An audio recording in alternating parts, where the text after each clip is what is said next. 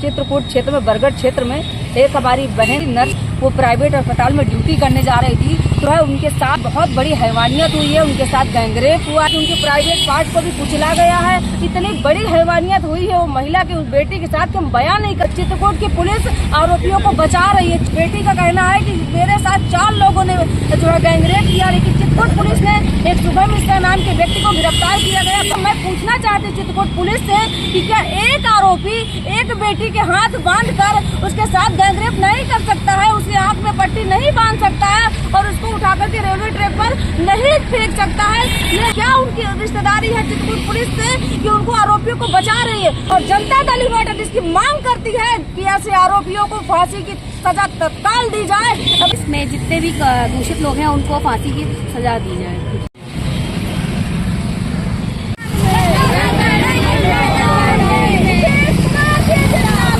अभी क्या नाम है आपका? मेरा नाम शालिनी सिंह पटेल है। अभी आप कहाँ आई हैं? हम आए हैं चित्रकूट धाम मंडल डीआईजी साहब बांदा में बैठते हैं जी। उनके यहाँ आए हैं और चित्रकूट क्षेत्र में बरगढ़ क्षेत्र में एक हमारी बहन थी, नर्स थी, वो प्राइवेट अस्पताल में ड्यूटी करने जा रही थी। तो सुबह 9 बजे जो है उनके साथ जो है बहुत बड़ी हैवानियत हुई है। उनके साथ गैंगरेप हुआ। इसके बाद उनके हाथ बांध दिए गए, उसके आंख में पट्टी बांध दिया। हैवानियत के बाद उनको रेलवे ट्रैक पर फेंक दिया बरगढ़ क्षेत्र में। इसके बाद जब रेलवे के कर्मचारियों ने देखा कि ये महिला जो है कौन है, बेहोश थी, जो है उनको होश नहीं था, फिर मौके पर पुलिस भी गई है और पुलिस ने और परिजनों ने अस्पताल में भर्ती कराया है। इसके बाद जो है डॉक्टर ने रेफर कर दिया है, तो उनको इलाहाबाद भर्ती कराया गया है। मेडिकल रिपोर्ट में आया है कि उनके प्राइवेट पार्ट को भी कुचला गया है। इतनी बड़ी हैवानियत हुई है वो महिला की उस बेटी के साथ कि हम बयान नहीं कर सकते हैं। और चित्रकूट की पुलिस आरोपियों को बचा रही है। 4 बेटी का कहना है कि मेरे साथ 4 लोगों ने जो है गैंगरेप किया, लेकिन चित्रकूट पुलिस ने एक शुभम मिश्रा नाम के व्यक्ति को गिरफ्तार किया गया। बाकी जो 3-4 आरोपी है वो अभी भी फरार है। तो पुलिस कह रही है कि उसमें एक आरोपी है। मैं पूछना चाहती चित्रकूट पुलिस से कि क्या एक आरोपी एक बेटी के हाथ बांध कर उसके साथ गैंगरेप नहीं कर सकता है, उसके आंख में पट्टी नहीं बांध सकता है और उसको उठाकर के रेलवे ट्रैक पर नहीं फेंक सकता है? ये जो है चित्रकूट पुलिस की कार्यशैली पर जो है प्रश्न खड़ा होता है कि आखिरकार क्या उनकी रिश्तेदारी है चित्रकूट पुलिस से कि उनको आरोपियों को बचा रही है? तो हमारी मांग है माननीय मुख्यमंत्री जी से, डीजीपी महोदय से, एडीजी साहब से कि आरोपियों को कड़ी से कड़ी सजा दी जाए। और जनता दल यूनाइटेड इसकी मांग करती है कि ऐसे आरोपियों को फांसी की सजा तत्काल दी जाए। अगर फांसी की सजा नहीं होती है तो ऐसे मंचलों का, ऐसे आरोपी लगातार देश और प्रदेश में महिलाओं के साथ रेप जैसी घटना को अंजाम दे रहे हैं, इनको बढ़ावा मिल रहा है। आखिरकार कौन बचा रहा है उन आरोपियों को? तो माननीय मुख्यमंत्री जी से हाथ जोड़ के निवेदन करते हैं कि उस बेटी को, उसके परिजनों को न्याय दीजिए, अन्यथा की स्थिति में जनता दल यूनाइटेड की टीम चित्रकूट पहुँच करके पुलिस अधीक्षक कार्यालय का घेराव करेगी। क्या नाम है आपका? निहारिका मंगल, महिला जिला अध्यक्ष का पोस्ट बांदा जी जेडी। क्या मामला है पूरा? बांदा ये है कि बरगद में एक नर्स स्टाफ के साथ रेप हुआ, गैंग रेप हुआ है जी, जिसके लिए हम सब यहाँ इकट्ठे हुए हैं डीजीपी के पास एप्लीकेशन देने के लिए जी। क्योंकि हमारी बस इतनी मांग है कि उसको न्याय दिया जाए और जो भी इसमें जितने भी दूषित लोग हैं उनको फांसी की सजा दी जाए।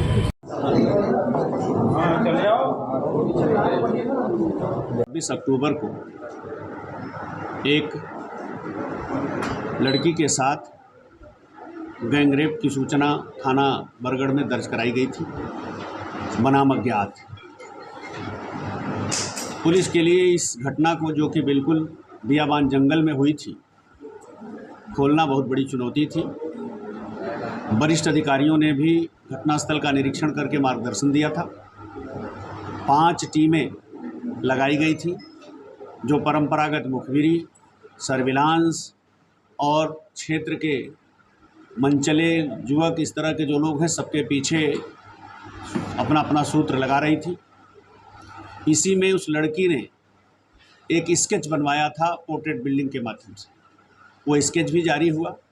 उसी स्केच और सूचना के आधार पर साथ ही साथ इसने घटना के समय जो कुछ चीज़ों का उच्चारण किया था कि मेरे पे काल भैरव आते हैं, या मैं फॉरेस्ट में गार्ड हूँ, मेरी वर्दी और ये लेते आना, तो जो गुमराह करने की तमाम चीज़ें की थी, उसी तरह से इसके 4 आचरण और पूर्व के चाल चलन के आधार पर मुखबिर से सूचना मिली। उस सूचना के आधार पर इसका फ़ोटो भी पुलिस ने कहीं से चोरी छिपे बरामद किया और पीड़िता ने उसको बताया कि 90% से ज़्यादा ये फ़ोटो मिल रहा है। उसके आधार पर फिर इसके पीछे हमारी टीमें लगी और इनकी गिरफ्तारी हुई। गिरफ्तारी के बाद चूँकि पीड़ित पक्ष भी पीछे ही रहता है थाने के, पीड़िता सहित उनके परिवार के लोग पहुंच गए और उन्होंने 100% इसे पहचाना है। इनके खिलाफ अब माननीय न्यायालय के समक्ष प्रस्तुत करके विधिक कार्यवाही की जाएगी। कहाँ का रहने वाला है, कहाँ रहता है? ये प्रयागराज के शंकरगढ़ थाना क्षेत्र का है, जो बरगढ़ से इसका गांव लगभग 10 किलोमीटर की दूरी पर है। लड़की पहले दिन से ये बता रही थी कि उसने केवल एक लड़के को देखा है, लेकिन जो ये बातें कर रहा था उस बातों से ये लगता था कि इसके आसपास कोई और लोग भी होंगे। लेकिन ये सब बातें जो कि मैं फॉरेस्ट गार्ड हूँ, इधर से आ जाना, उधर से आना, जल्दी आना, ये सब इसलिए कि ताकि लड़की इस दबाव में रहे कि मेरे साथ और लोग भी हैं। टीम को एडीजी जोन साहब ने 50,000 के इनाम की घोषणा की। ये भरतपुर में क्या काम करता था ये भरत वहाँ पर बरगढ़ में? बरगढ़ में इसकी एक रिपेयरिंग की दुकान है, इलेक्ट्रॉनिक्स के और म्यूजिकल इस तरह की चीज़ों का रिपेयर करता है। क्या आपराधिक इतिहास है इसका? आपराधिक इतिहास अभी तक जो हमें अनडॉक्यूमेंट मिला है, इसके खिलाफ शंकरगढ़ में 2 मुकदमे हैं। एक मुकदमा बलात्कार का है, दूसरा आर्म्स एक्ट का है।